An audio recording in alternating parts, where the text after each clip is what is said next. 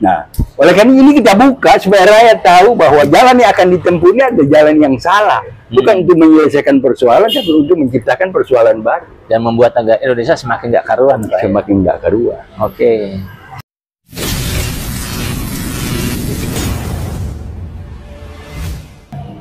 Ya. Assalamualaikum warahmatullahi wabarakatuh.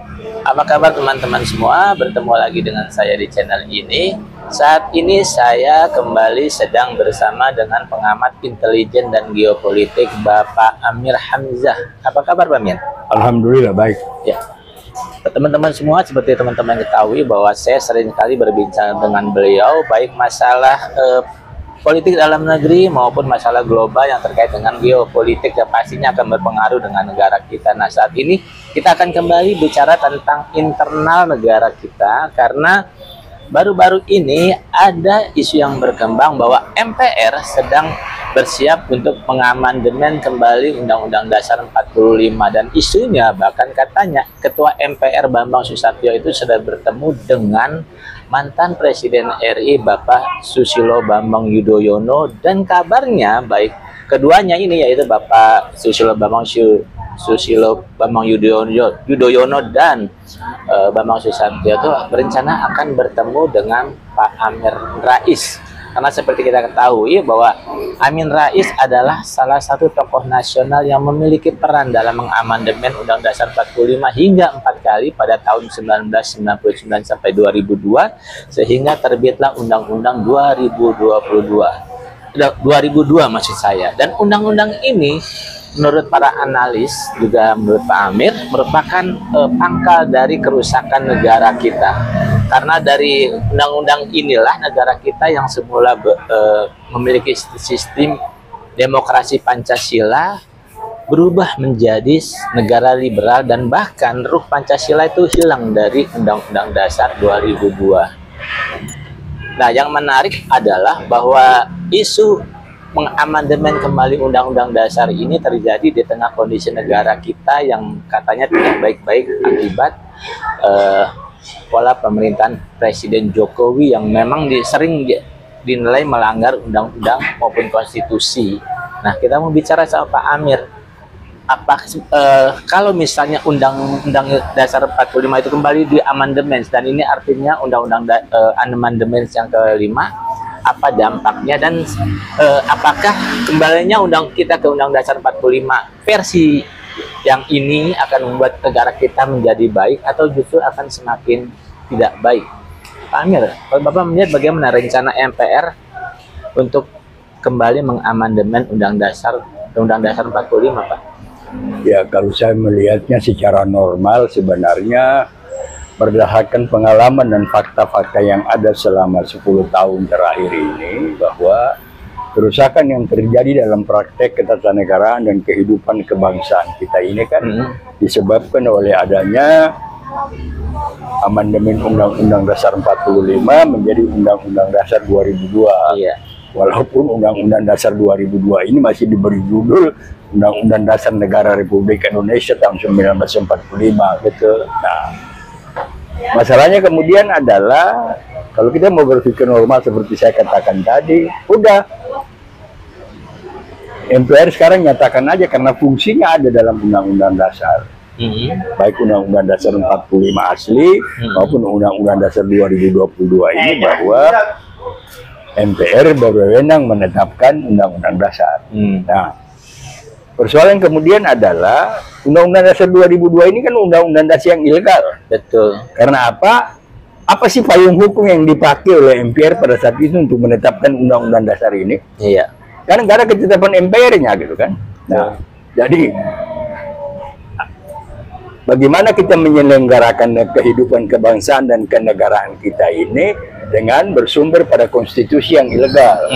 Nah, untuk memperbaiki itu semua, maka tidak ada jalan lain. Itulah yang sampai sekarang disuarakan oleh kelompok Hizbullah Indonesia, maksud dalam perjuangan teritura mereka, bahwa sudah tiba saatnya bangsa ini menetapkan kebersamaannya untuk menetapkan kembali ke Undang-Undang Dasar 45. Oke. asli, yaitu Undang-Undang Dasar 45 yang ditetapkan pada tanggal 18 Agustus 1945. Oke. Pak, yang saya dapat informasi begini. Ketika Undang-Undang Dasar 45 diamandemen sampai 4 kali itu ya, melahirkan Undang-Undang Dasar 2002, Ya. itu sebetulnya merupakan ada kepentingan yang sangat kuat dari Amerika Serikat. Bahkan konon katanya konsep dan isinya itu merepresentasikan kepentingan Amerika Serikat. Nah, tapi pada faktanya karena selama Indonesia dipimpin Jokowi, yang mendapat keuntungan dari amandemen itu sebetulnya katanya malah Cina, sehingga alasan DPR ingin mengubah kembali Undang-Undang Dasar, mengamandemen Undang-Undang Dasar 45 itu karena Amerika merasa dirugikan atas amandemen itu dan pelaksanaannya, maksud saya. Menurut Bapak gimana? Jadi kalau kita lihat begini, saya lihat kemarin juga oleh Pak Gatot Nurmantio hal ini secara singkat sudah disampaikan oleh Pak Gatot Nurmantio dalam penjelasan beliau di Metro TV. Kira-kira pada waktu itu adalah ketika Pak Harto didorong oleh Amerika Serikat lewat Menteri Luar Negerinya untuk menandatangani letter of intent, LOI, yang isinya adalah kira-kira kasarnya begini, gua bantu lu tapi lu roboh Undang-Undang Dasar. Oke. Jadi Undang-Undang Dasar 2022 ini yang merupakan hasil dari amandemen Undang-Undang Dasar 45 asli, yang oleh salah seorang guru besar kita, saya lupa namanya, menyatakan bahwa ini bukan amandemen aja, ini udah robah, karena sudah sekitar 95% dari isi Undang-Undang Dasar 45 asli itu kan dirubah. Iya, yang masih asli itu mukadimahnya doang. Yang masih asli itu mukadimahnya doang, sehingga dalam Undang-Undang Dasar 2022 ini putus hubungan antara apa yang ada dalam pembukaan itu tidak diinternalisasikan pada batang tubuh. Betul. Contoh misalnya alinea keempat di sana menyebutkan bahwa maka dibentuklah negara Republik Indonesia yang melindungi segenap bangsa dan seluruh tumpah darah Indonesia, mencerdaskan kehidupan bangsa, memajukan kesejahteraan umum, serta ikut melaksanakan ketertiban, ikut mewujudkan ketertiban dunia berdasarkan perdamaian dan kemerdekaan abadi. Ya kan? Jadi, nah, maka alinea keempat itu kan berisi ada hal-hal yang menyangkut masalah internal kita, kepentingan yang saya sebut kepentingan nasional, dan ada hal-hal yang berkaitan dengan masalah geopolitik, masalah global. Nah, persoalannya kemudian adalah kalau kita mengacu kepada Undang-Undang Dasar 45 yang asli, yang ditetapkan pada tanggal 17 Agustus 1945, yang kemudian juga didekretkan oleh Presiden Soekarno pada tanggal 5 Juli 1959, maka di dalam Undang-Undang Dasar itu, di Undang-Undang Dasar 22 juga, walaupun di Undang-Undang Dasar yang ilegal, juga disebut bahwa bangsa kita ini kan memiliki konsep ketahanan nasional dan sishankam rata. Betul. Ya. Nah, cuma selama 10 tahun ini, selama diberlakukannya Undang-Undang 2022 ini, kita tidak pernah tahu, rakyat tidak pernah tahu Presiden Jokowi bersama-sama dengan elite militer, elite politik, dan elite Polri, ini konsep ketahanan nasional dan sishankam rata ini disimpan di mana? Apa di kulkas, apa disimpan di Taman Makam Pahlawan? Kita nggak tahu gitu kan? Betul. Sehingga untuk menggerakkan bangsa ini bagaimana menjaga ketahanan nasional, menjaga kepentingan nasional. Kemudian bagaimana merespons perkembangan global seperti yang sekarang ini mulai menajam antara Amerika dengan Cina, diawali dengan pembentukan Indo-Pasifik, kemudian disusul dengan pembentukan AUKUS, kemudian sekarang lebih kelihatan lagi bagaimana Cina, Amerika Serikat berusaha menekan Cina lewat Taiwan dan lain-lain sebagainya. Terakhir kita lihat sini ada dua hal, misalnya Amerika Serikat meminta ada kawasan di Kalimantan untuk membangun lapangan terbang militernya. Kemudian juga kemarin muncul berita bahwa Amerika Serikat sudah memasang rudal jarak jauh di Filipina gitu kan. Nah, ini kan berarti akan ada imbas dalam pertahanan negara kita, dalam menjaga kedaulatan negara kita, ini kan ada imbas terhadap Indonesia. Nah, inilah yang barangkali harus kita lihat di mana banyak tokoh-tokoh yang sekarang ada di luar pemerintahan, seperti misalnya Profesor Ermaya, Pak Gatot Nurmantio, dan beberapa tokoh-tokoh lainnya itu yang menyatakan bahwa untuk menghadapi ini semua maka hanya dengan kembali ke Undang-Undang Dasar 45 yang asli dan dengan menetapkan segala undang-undang perundang-undangan itu berdasarkan Pancasila. Jadi harus Pancasila menjadi induk dari segala kerja kita untuk merumuskan setiap undang-undang. Karena itu ideologi kita. Karena itu ideologi kita. Jadi ya, karena Pancasila itu adalah ketuhanan yang Maha Esa, maka undang-undang kita harus mencerminkan aspek ketuhanan yang Maha Esa-nya bagaimana. Ya. Jangan misalnya sekarang Menteri Agama paksakan diri agar uang haji dipakai untuk bangun IKN dan lain sebagainya. Kan ini kan berbeda dengan amanat ketuhanan yang Maha Esa. Betul. Ada sila persatuan Indonesia, maka undang-undang itu harus mencerminkan persatuan Indonesia. Kalau sekarang ini kan pengkotak-kotakan. Betul. Udah bagi-bagi izin tambang kepada konglomerat, sekarang mau bagi-bagi izin tambang kepada organisasi keagamaan, kan ini kan pengkotak-kotakan. Kalau organisasi non agama, apa mereka bukan rakyat Indonesia gitu kan? Nah, ya makanya saya katakan bahwa kesalahan terbesar di mana kita harus menjadikan Jokowi ini sebagai musuh bersama adalah karena Jokowi ini sudah menjadi alat dari New World Order. Aspek-aspek kenaikan pajak, peraturan perundang-undangan yang akhirnya hanya mementingkan investor, mementingkan pihak asing, dan lain sebagainya, gitu kan? Sementara rakyat makin dimarginalkan dan lain-lain sebagainya. Betul. Padahal ada beberapa aspek, misalnya seperti perizinan tambang dan lain-lain sebagainya, di mana tambang-tambang baik nikel, tambang emas, tambang batu bara dan lain-lain sebagainya itu berada kan di kawasan-kawasan yang kita sebut wilayah adat masyarakat. Nah, masyarakat adat ini kan dengan hak-haknya kan dilindungi oleh konvensi PBB. Nanti nyatanya Amerika juga diam gitu kan. Nah, jadi ini hal-hal yang harus kita lihat. Apalagi belakangan ini ada perkembangan baru yang sudah dilakukan oleh Presiden Joe Biden, bahwa Presiden Joe Biden akan melakukan apa saja untuk melawan keputusan Mahkamah Internasional mengenai sanksi yang diberikan kepada Israel untuk menangkap Netanyahu dan lain-lain sebagainya. Mahkamah Kriminal Internasional kan. Malahan Presiden Joe Biden juga sudah secara terbuka memberikan ancaman kepada beberapa negara Eropa yang mendukung Palestina. Andai kata di sana ada orang Yahudi yang dibunuh, misalnya di Belanda, maka Joe Biden akan menyerang Amsterdam. Itu dia sudah katakan, Bang. Dia akan melawan keputusan Mahkamah Kriminal Internasional ini secara militer. Nah, inilah yang sedang dilakukan oleh Presiden Joe Biden, sehingga saya melihat bahwa dengan pengaruh Yahudi internasional yang ada di Amerika Serikat, besar kemungkinan Joe Biden akan terpilih kembali.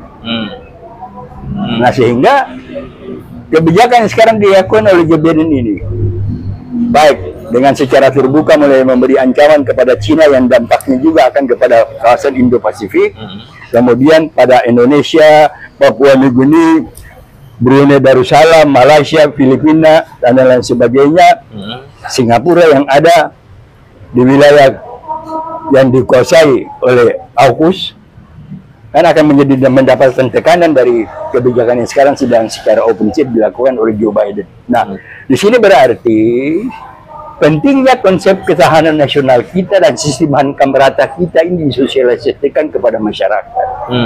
Sehingga bagaimana militer dan polisi dengan masyarakat, militer dan polisi sebagai kekuatan utama, rakyat sebagai komponen cadangan, bisa ikut serta secara bersama-sama melalui konsep praktek konsep ketahanan nasional dan sistem hankam rata tadi, merespons perkembangan internal yang bisa menimbulkan disintegrasi bangsa, dan kemudian juga merespons perkembangan global yang bisa merusak tatanan kebangsaan kenegaraan kita serta merusak kedaulatan negara kita. Dan itu bisa dilakukan kalau kita kembali ke Undang-Undang Dan itu hanya bisa dilakukan dengan kembali ke Undang-Undang Dasar 45. Oleh karena itu maka kita mengharapkan bahwa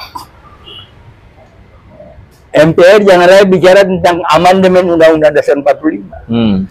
Tapi silakan MPR menggunakan wewenangnya untuk menetapkan berlakunya kembali Undang-Undang Dasar 45 yang ditetapkan pada tanggal 17 Agustus 1945 yang kemudian karena ada perkembangan teknologi, ada pengaruh-pengaruh global, ada kepentingan-kepentingan hubungan kita dengan negara-negara lain, maka bisa saja ada beberapa pasal di dalam Undang-Undang Dasar 45 asli yang kita adendum.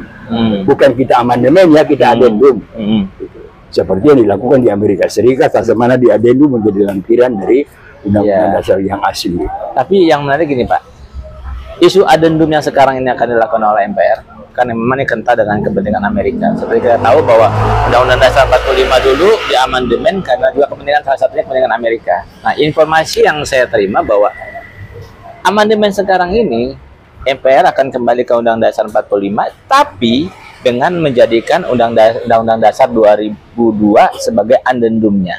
Kalau benar ini terjadi, menurut Bapak dampaknya seperti apa? Artinya kan tetap aja negara kita itu masih akan ditempeli oleh ideologi liberalis. Itulah yang dalam diskusi 2 hari lalu saya nyatakan bahwa sikap yang akan diambil oleh MPR itu bukan akan menyelesaikan persoalan, tapi akan menimbulkan banyak persoalan baru. Nah itu. Salah satunya adalah andai kata mereka mau menetapkan kembali Undang-Undang Dasar 45 asli, lalu kemudian Undang-Undang Dasar 2002 dijadikan amandemen, kan ini kan suatu pekerjaan yang sangat kontra produksi kan? Karena apa? Secara konstitusional, kalau Anda menyatakan berlakunya Undang-Undang Dasar 45 asli, maka ini batal. Undang-Undang 2002 batal dengan sendirinya. Harusnya. Kenapa dia harus jadi amandemen lagi? Nah, jadi adendum ya? Dia harus jadi adendum lagi. Nah, inilah persoalannya. Tetapi tentu bukan saja misalnya kalau ambil itu Cina akan kecewa, Amerika akan kecewa, kan? Karena mereka akan kehilangan peluang ya, banyak peluang lah. Demikian pula dengan Cina gitu kan. Tapi masalahnya adalah dalam kondisi sekarang ini kita berada pada kondisi di mana orang menyatakan civis pacem para bellum. Apa itu Pak? Kalau Anda mau damai harus siap untuk perang. Oh, oke. Ya kan? Nah, gitu. Karena apa? Perkembangan globalnya kan sedang begitu. Nah, baru begitu aja udah mulai muncul masalah baru. Masalah barunya karena apa? Orang beranggapan bahwa dengan sikap MPR ini maka ada kepastian bahwa Prabowo dan Gibran akan 100% melanjutkan langkah-langkah yang selama ini dilakukan oleh Jokowi. Oke. Isunya memang seperti itu. Akibatnya makanya sekarang muncul isu baru. Bukan saja memajukan Jokowi, tapi juga menolak pelantikan Prabowo dan Gibran. Itu kan belum lagi dilakukan, sudah timbul masalah baru. Nah, inilah yang kita harapkan kearifan politik, kedewasaan politik dari para politisi kita, daripada tokoh-tokoh bangsa kita, pada pimpinan lembaga tinggi negara kita untuk melihat bahwa yang harus kita utamakan di sini adalah kepentingan nasional kita. Sebagaimana tertuang dalam pembukaan Undang-Undang Dasar 45. Bukan kepentingan Amerika, bukan kepentingan Cina, bukan pula kepentingan Jokowi, dan bukan pula kepentingan Prabowo, tapi kepentingan nasional. Saya kira itulah yang harus kita lakukan secara bersama-sama. Iya. Teman-teman semua memang banyak mengatakan bahwa pangkal masalah, seperti tadi saya katakan ya, pangkal masalah bangsa kita adalah amandemen dasar Undang-Undang Dasar 45 menjadi Undang-Undang Dasar 2002. Tetapi sebetulnya kalau ditarik ke belakang lagi, permasalahan yang terbesarnya adalah pertama adanya kepentingan asing dan yang berkelindan dengan banyaknya pengkhianat negara yang berkolaborasi dengan asing ya Pak ya. Sehingga terjadilah amandemen undang-undang tersebut. Dan seperti kita tahu teman-teman, pelaksanaan undang-undang itu memang membuat negara kita ini semakin jauh dari cita-cita para pendiri bangsa ya Pak ya.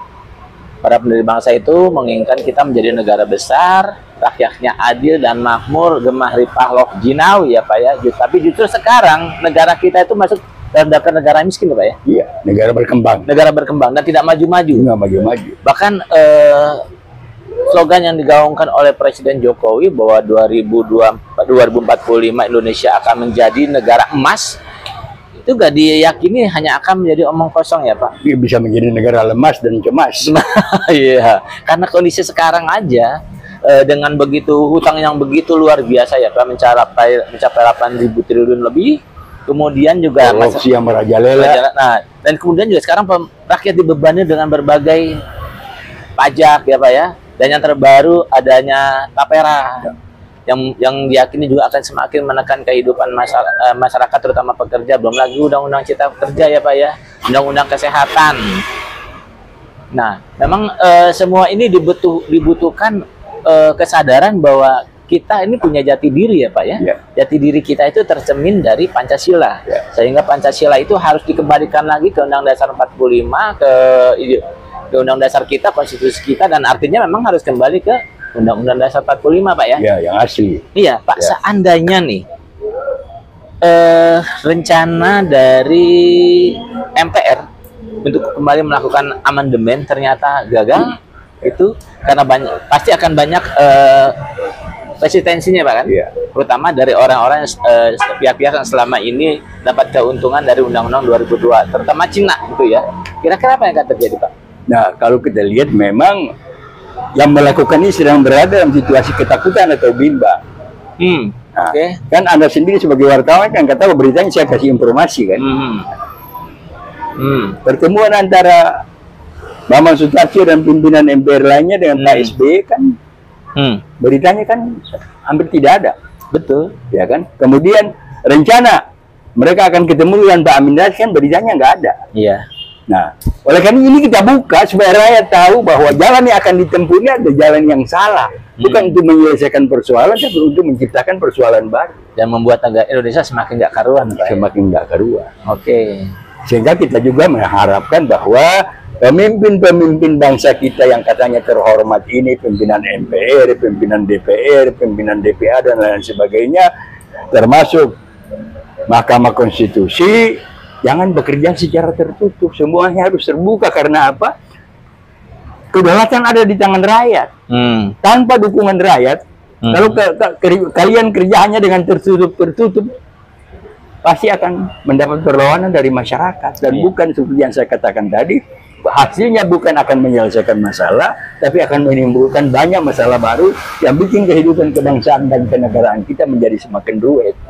Pak, masalahnya kan gini, selama ini kan rakyat, terutama oposisi, sudah bersuara keras, tetapi tidak juga didengar. Bahkan kondisi negara semakin lama, menurut masyarakat ya, semakin begini, makin nggak baik. Sebenarnya apa sih yang harus dilakukan masyarakat? Masalahnya sekarang kesadaran.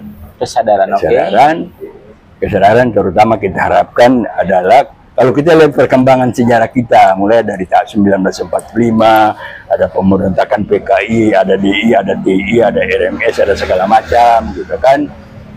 Itu kita lihat bahwa pada saat-saat tertentu kan TNI, rakyat sebenarnya udah siap.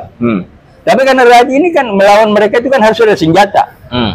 Apa senjata itu berupa, bisa saja senjata itu tidak berbentuk fisik, tapi semangat juga kan sebuah senjata. Iya betul. Nah, sebenarnya rakyat sekarang tinggal tunggu. TNI kita ini mau kemana gitu. TNI kita ini ada di mana? Karena TNI itu sebetulnya garda terdepan kuat dalam menjaga kedaulatan bangsa, keutuhan negara dan lain sebagainya. Betul. Nah, jadi andai kata sekarang ada suara saja, maka rakyat akan berbondong-bondong. Oke. Berarti dibutuhkan orang yang memang punya karisma dan suaranya bisa didengar gitu ya Pak, untuk menjadi pemimpin pergerakan ya. Selama ini memang belum ada ya Pak? Ya saya contoh sekarang ini kan sebenarnya kan waktu masih menjadi panglima kan Pak Gatot sudah teriak gitu, kan? Tapi orang salah memaknai itu, betul kan? Sekarang sudah di luar, beliau sudah berteriak, tapi kan dia tidak dalam struktur lagi. Iya betul. Nah, oleh karena itu saya kira barangkali junior Pak Gatot lah yang ada di struktur militer sekarang, yang bisa memanfaatkan apa yang disampaikan oleh Pak Gatot itu untuk melakukan sesuatu dalam rangka menyelamatkan bangsa dan negara ini dari tipu daya global yang didukung oleh para pengkhianat bangsa. Betul. Ya teman-teman, memang kesadaran itu kata kunci yang sangat penting. Kenapa? Karena dengan kesadaran kita bisa memahami persoalan, dan juga dengan kesadaran kita bisa mengambil langkah-langkah yang tepat ya Pak atas masalah yang kita hadapi. Dan selama ini kesadaran itu seperti memang tidak ada ya Pak ya. Mungkin karena terbius oleh kehidupan yang hedonis, pragmatis. Dan juga adanya sudah ada sukses dari pihak-pihak tertentu yang melakukan penyimpangan sejarah kan, sehingga generasi muda kita kurang memahami semangat juang para pendahulu mereka gitu kan. Contoh saja misalnya kondisi mahasiswa kita sekarang ini kan beda dengan mahasiswa tahun 98. Betul. Iya kan. Kalau tahun 98 kan entah dengan cara bagaimana kan MPR lapangan kan udah penuh. Kalau sekarang ini kan hanya ngeluh sana ngeluh sini, ketika ada UKT dia ngeluh gitu kan, ketika batal UKT dia gembira lagi dan iya betul. Iya. Nah, teman-teman semua, seperti yang dikatakan Pak Amir tadi, negara kita ini sedang dalam keadaan tidak baik-baik, bahkan dalam keadaan rawan hancur ya Pak. Rawan hancur dan acak adut. Kalau kesadaran dari bangsa kita nggak ada, bisa jadi prediksi yang pernah dikatakan oleh Dr. Tifa bahwa Indonesia itu akan tinggal sejarah pada tahun 2030 kemungkinan bisa terjadi ya Pak ya? Ya bisa terjadi, sekarang aja sudah ada tanda-tandanya sebenarnya sudah ada, cuma belum disuarakan secara jelas. Iya, nah itu karena itu teman-teman, kalau teman-teman masih cinta dengan negara kita, masih ingin Indonesia ada dan kita masih jadi negara merdeka, tidak lagi kembali pada penjajahan ya Pak ya, karena yang ditakutkan banyak pihak terutama dari kalangan oposisi adalah Indonesia jatuh ke tangan Cina ya Pak ya. Nah, karena itu kesadaran harus ditumbuhkan, terutama kesadaran dalam membela negara, kesadaran dalam membela kedaulatan, terutama juga kesadaran dalam memahami kondisi politik kita ya Pak ya. Pak Amir, terima kasih Pak. Sama-sama. Iya. Nah, teman-teman semua, kita bertemu lagi pada podcast selanjutnya. Assalamualaikum warahmatullahi wabarakatuh. Waalaikumsalam warahmatullahi wabarakatuh.